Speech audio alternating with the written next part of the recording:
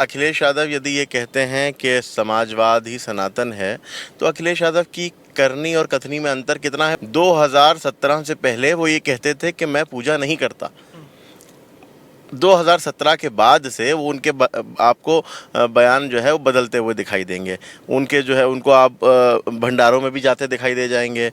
चंदा चोरी पर अपनी राजनीति को चमकाने वाले पप्पू यादव आज जा करके इस तरह की हरकतें कर रहे हैं कि जिनको जो है वो अयोध्या का राजा कहा जाता है, उनकी तस्वीर को आपने एक छोटे से सांसद के कदमों में डाल दिया कि इससे बड़ी शर्म की बात उनके लिए क्या होगी। राम मंदिर में जो चंदे वाला प्रकरण सामने आया वो गंभीर जांच का विषय है, जिसकी जांच चल रही है। मुसलमान की हैसियत से राम मंदिर निर्माण में चंदे की ये मेरी रसीद है। सांसद के पटल पर खड़े होकर के कह रहे हैं कि मुझे फख्र है कि मैंने गोली चलाई थी। आपकी सरकार में वक्फ घोटालों को लेकर के सीबीआई जांच की मांग करने वाले लोगों को आपने लाठियां बरसाई थी, मारा था, 4 महीने जेल में रखा था। जनता की भावनाएं आहत हुई हैं और जनता की भावनाओं का सम्मान करते हुए, श्रद्धालुओं की भावना का सम्मान करते हुए योगी आदित्यनाथ जी ने एसआईटी का गठन किया। जांच चल रही है, पूरी गंभीरता के साथ चल रही है और दोषियों को जेल में डाला जाएगा, हद तक के उनके हलक में हाथ डाल करके वसूली की जाएगी। चंदा चोरी अगर हो रहा है और अखिलेश यादव जी जो है वो मुहिम को उठा रहे हैं, तो बहराइच की दरगाह के लिए क्यों नहीं उठे। आज आपने सदन में राम मंदिर की फोटो को फाड़ने का काम किया। ये बताता है कि आपके दिल में जो है वो कितनी आस्था है। ना राहुल गांधी के लिए देश में कोई वैकेंसी है, ना अखिलेश यादव के लिए उत्तर प्रदेश में कोई वैकेंसी है। नमस्कार, मैं दौलत शर्मा और आप देख रहे हैं HDV न्यूज़। राम मंदिर चंदा चढ़ावा चोरी को लेकर लगातार बवाल मच रहा है। चाहे वो बात करें दिल्ली में संसद भवन से लेकर उत्तर प्रदेश की विधानसभा में, हर जगह हंगामा देखा गया। और हंगामा करने वाले कौन लोग हैं? पप्पू यादव, राहुल गांधी और पूरी समाजवादी पार्टी। वो समाजवादी पार्टी जो कह रही थी सनातन ही समाजवाद है, समाजवाद ही सनातन है, लेकिन जब संसद भवन के अंदर पप्पू यादव द्वारा एक साधु का चोला बनाकर कैसे प्रभु श्री राम का जो स्वरूप, जिसे मैं कहता हूं, आप लोग चित्र कहते होंगे या मूर्ति कहते होंगे, मैं स्वरूप कहता हूं, प्रभु श्री राम का स्वरूप लेकर कैसे अवधेश प्रसाद जो सांसद हैं फैजाबाद से, उनके चरणों में डाला और वहाँ किस तरीके से सनातन का अपमान हुआ। लेकिन अखिलेश यादव पूरी तरीके से चुप हैं। वो अखिलेश यादव जो कह रहे थे सनातन ही समाजवाद है, अब तो ना सनातन दिखाई दे रहा है और ना ही उनका समाजवाद प्रेम कहीं मेरे को दिखाई दे रहा है। अब क्या कहेंगे? अखिलेश यादव कह रहे थे समाजवाद यानी सनातन, सनातन यानी समाजवाद। पप्पू यादव कह रहे हैं कि भगवा पहनना मेरा हक है, लेकिन जो उन्होंने कृत्य संसद भवन के अंदर किया उसको लेकर क्या कहेंगे? देखिए, अखिलेश यादव यदि ये कहते हैं कि समाजवाद ही सनातन है, तो अखिलेश यादव की करनी और कथनी में अंतर कितना है वो तो उत्तर प्रदेश की जनता ने बाखूबी देखा। और बड़े मज़े की बात है कि 2019 से देश की जनता देख रही है। 2019 से लगातार देश की जनता ये देखती है कि अखिलेश यादव किस तरह से जो है वो लोगों को बेवकूफ़ बनाने का काम करते हैं। जो कहते हैं वो नहीं करते। 2017 से पहले वो ये कहते थे कि मैं पूजा नहीं करता। 2017 के बाद से वो उनके आपको बयान जो है वो बदलते हुए दिखाई देंगे। उनके जो है उनको आप भंडारों में भी जाते दिखाई दे जाएंगे। वो सनातन ही समाजवाद है कहते हुए भी दिखाई दे जाएंगे। लेकिन उनका ये कहना कितना बड़ा झूठ है, इस बात का प्रमाण है कि पप्पू यादव ने संसद में जो हम मुसलमानों में भी जो सब के लिए सम्मानीय हैं, जो सब के लिए जो है वो आदरणीय है, जो सब के लिए जो है वो बहुत पवित्र नाम यूँ कह दें है, उनकी तस्वीर को एक सांसद के पैरों में रखने का काम किया। देखिए, ये बात किसी एक धर्म विशेष की नहीं है, ये बात केवल हिंदू और मुसलमान की नहीं है। मैं आपको एक किस्सा बताना चाहता हूँ। एक कंपनी ने एक फुटवेयर डिज़ाइन किया था और उस फुटवेयर पर जो है जो डिज़ाइन बना हुआ था वो कुछ हिंदू देवी देवताओं से मिलता जुलता था। उसके ऊपर FIR दर्ज कराने का और उसका विरोध करने का काम लखनऊ के एक मुस्लिम संगठन के द्वारा किया गया था। युवाओं का एक संगठन है, उनके द्वारा किया गया। तो एक संदेश दिया था कि आप अपमान किसी धर्म का नहीं कर रहे हैं, आप अपमान कर रहे हैं हमारी संस्कृति का, आप अपमान कर रहे हैं भारत के कल्चर का। आपने चंदा चोरी पर अपनी राजनीति को चमकाने वाले पप्पू यादव आज जा करके इस तरह की हरकतें कर रहे हैं कि जिनको जो है वो अयोध्या का राजा कहा जाता है, उनकी तस्वीर को आपने एक छोटे से सांसद के कदमों में डाल दिया कि इससे बड़ी शर्म की बात उनके लिए क्या होगी। और वो खुद को सनातनी कहते हैं और ख़ुद को बोलते हैं कि उनको भगवा पहनने का अधिकार है। देखिए, भगवा पहनने का अधिकार उनको होगा, लोकतंत्र में उनको बहुत सारे अधिकार दिए हैं, लेकिन उस समय उनके अधिकार ख़त्म हो जाते हैं जब कहीं पर किसी की आस्था की सरहद शुरू होती है। उस समय लोकतंत्र ने जो आपको बोलने की बात कही, आज़ादी दी है, वो आज़ादी ख़त्म हो जाती है अगर किसी की आस्था की सरहद शुरू हो। है हिम्मत उनमें कि वो किसी अन्य धर्म के साथ में इस तरह की जो है वो करके देखें, क्योंकि उनको उनकी नज़रों में धर्म की वैल्यू नहीं है, उनकी नज़रों में है वोट की वैल्यू, वोट बैंक की वैल्यू। जीतना है किसी भी तरह से जो है वो, बस मुसलमान मुझे वोट देते रहे और मैं जीत जाऊं, और मैं जीतने के बाद जो है वो सत्ता में आ जाऊं, सरकार में आ जाऊं, भले किसी का अपमान करूं। राम मंदिर पर सवाल उठाने वाले अखिलेश यादव, राम मंदिर के चंदे के सिलसिले में आवाज़ उठाने वाले पप्पू यादव, राहुल गांधी, अन्य तथाकथित सेक्युलर दल, ये बताएं कि क्या वो राम मंदिर निर्माण के कभी पक्ष में भी रहे थे? नहीं रहे थे। देखिए, राम मंदिर में जो चंदे वाला प्रकरण सामने आया, वो गंभीर जांच का विषय है, जिसकी जांच चल रही है। और लगातार उत्तर प्रदेश के माननीय मुख्यमंत्री महाराज योगी आदित्यनाथ जी कह रहे हैं कि कोई भी दोषी बख्शा नहीं जाएगा। कार्रवाई भी हो रही है, लोगों के जो है वो पर मुकदमे भी दर्ज हो रहे हैं, लोग जेल भी जा रहे हैं। लेकिन मैं सवाल उनसे पूछना चाहता हूँ कि जो शुरू से आखिर तक मंदिर निर्माण के ही विरोध में थे, वो आज मंदिर के चंदे पर सवाल क्यों उठा रहे हैं? जब मंदिर के लिए चंदे की बात हो रही थी, उस समय उसका विरोध करने वाले पप्पू यादव, मुझे ये बताएं, क्या उन्होंने राम मंदिर में जो है वो चंदा दिया था? मैं एक मुसलमान हूँ, मुसलमान की हैसियत से राम मंदिर निर्माण में चंदे की ये मेरी रसीद है। अच्छा, आप मुसलमान होकर चंदा दे रहे हैं, लेकिन अखिलेश यादव क्या कहते हैं कि ये तो जब से बीजेपी सरकार आई है, योगी आए हैं, हिंदू मुस्लिम की भी सौहार्द खराब हो गया, भाईचारा खराब हो गया। मैं चाहता हूं कि मैं एक मुसलमान होकर के, और सिर्फ मैं मुसलमान की बात नहीं बता रहा हूं, मैं मुसलमान हो, मैं एक बहुत अभी अहम किस्सा आपको सुनाता हूं। मैं मुसलमान होकर के अपने देश की संस्कृति में एक बहुत बड़े विवाद के अंत में मैं जो हूं आगे आया, मैं साथ में था। वो केवल मैं नहीं हूं, इसमें मेरे अलावा कुछ, मैं सब तो नहीं इकट्ठा कर पाया, बहुत, ये लगभग 6-7 रसीदें और हैं, और ये सब मुसलमानों की हैं, ये सब मुसलमानों की हैं। किसी का नाम मोहम्मद फरमान है, किसी का नाम मोहम्मद रफ़ी है, किसी का नाम जो है वो सुलेमान है। ये सब मुसलमानों की रसीदें हैं। आप चाहिए तो मुझसे ले लीजिएगा, मैं आपको जो है मुहैया करा दूंगा। आप जो राम मंदिर निर्माण के विरोध में लगातार बात करते रहे, आप जो राम मंदिर के चंदे के विषय पर सवाल उठाते रहे और भद्दी भद्दी जो है वो मजाक और भद्दे भद्दे ट्वीट करते रहे, आप तय करेंगे कि क्या सही है क्या गलत है।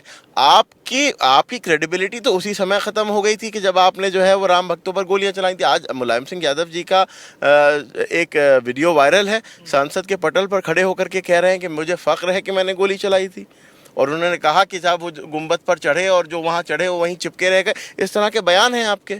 तो आपको अधिकार नहीं है। राम मंदिर चंदा चोरी का जो प्रकरण आप उठा रहे हैं, जो आप बातें कह रहे हैं, वो जांच का विषय है और सरकार गंभीरता से उस पर जांच कर रही है। आपकी सरकार में क्या होता था, आप ये बताइए। योगी आदित्यनाथ की सरकार में तो कह दिया योगी आदित्यनाथ जी ने कि साहब जो दोषी हैं वो जेल जाएंगे, एसआईटी की जांच भी हो रही है। आपकी सरकार में वक्फ घोटालों को लेकर के सीबीआई जांच की मांग करने वाले लोगों को आपने लाठियां बरसाई थी, मारा था, 4 महीने जेल में रखा था। आप ये कहते हो लगातार सौहार्द खराब हो रहा है। मैं एक मुसलमान होकर के, मुसलमान की हैसियत से मैंने राम मंदिर को डोनेशन दिया, राम मंदिर के लिए मैंने चंदा दिया, मैंने अपना फर्ज समझते हुए मैंने ये काम किया, ये मेरे जिसकी रसीद मैंने आपको दिखाई। और मैं आपको बताऊं कि वर्ष 2015 में, अभी आज हम यहाँ पे खड़े हैं, आज चेहलुम का जुलूस निकला, आपने देखा होगा, रास्ता बंद है, बहुत शान से, बहुत बेहतरीन जुलूस, मुहर्रम का ही एक हिस्सा होता है, चेहलुम कहा जाता है, इमाम हुसैन की शहादत का 40वां दिन होता है, इसका जुलूस निकला। इसमें आपने देखा होगा शहर भर से लोग जो श्रद्धालु हैं वो अपने अपने जो है वो धार्मिक झंडे लेकर के जुलूस में शामिल होने के लिए आते हैं, पूरी आज़ादी के साथ। ये आज़ादी कब मिली? 2017 में। सौहार्द की बात करने वाले अखिलेश यादव की सरकार थी। 2015 में अपने अपने घरों से इसी जुलूस में आने के लिए लोग निकलते थे झंडे लेकर के, तो अखिलेश यादव की पुलिस वहां पर खड़ी होकर के रबर बैंड लेकर के खड़ी रहती थी और कहती थी कि इस रास्ते से ये जो है, ये जो मुस्लिमों में बहुसंख्यक हैं, मुसलमानों में बहुसंख्यक अल्पसंख्यक हैं, शिया जो है वो मुसलमानों में अल्पसंख्यक हैं, और जो सुन्नी है, मैं शिया सुन्नी इख्तिलाफ की बात नहीं कर रहा हूँ, इस वीडियो पर जो है मैं स्पष्ट कर देना चाहता हूँ। मैं उस समय की सरकारों में क्या होता था था वो मैं बताता हूँ।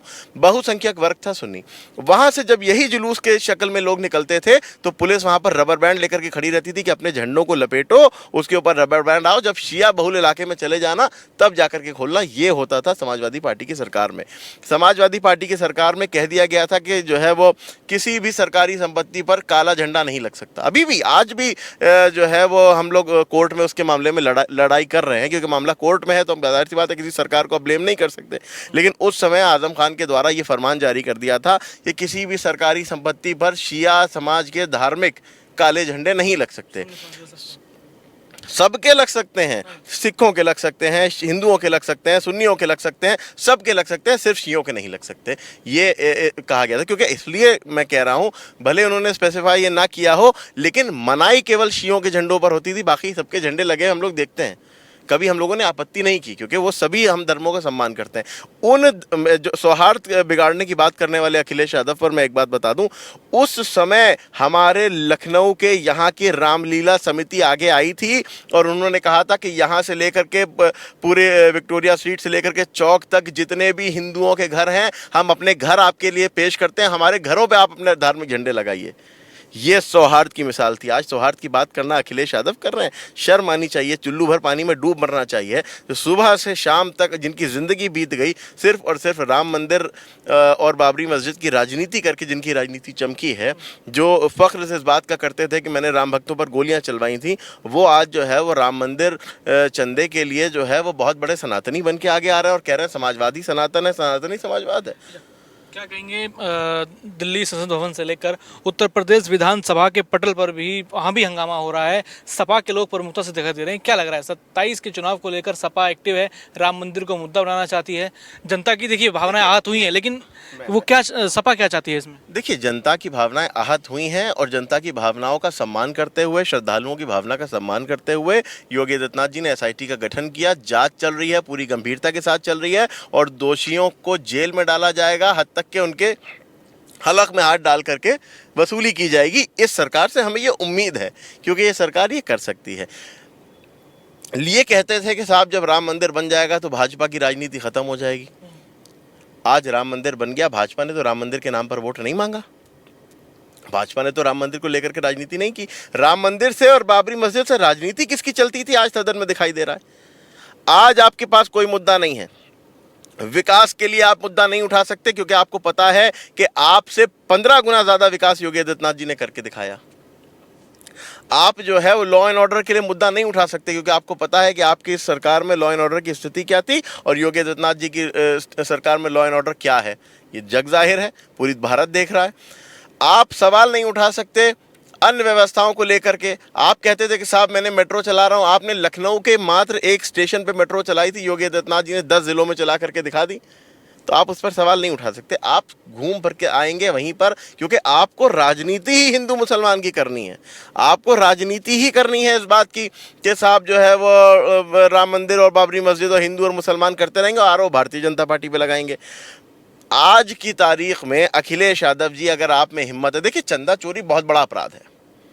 लोग अपनी श्रद्धा का, अपनी आस्था से जो है अपने आराध्य को, जिनकी मस्जिदों में, दरगाहों में आस्था है वहाँ देते हैं, जिनका जो है मंदिरों में आस्था है वहाँ देते हैं। चंदा चोरी अगर हो रहा है और अखिलेश यादव जी जो है वो मुहिम को उठा रहे हैं, तो बहराइच की दरगाह के लिए क्यों नहीं उठे? सालार गाजी की दरगाह के लिए अखिलेश यादव जी आगे क्यों नहीं आए? और ये सालार गाजी की बात नहीं है, आप जा करके देख करके आइए दरगाहों में जितनी भी वक्फ की संपत्तियां हैं उनमें कितना ज़्यादा लूटपाट वहाँ के मुतवल्लियों के द्वारा इनकी सरकारों में की गई है।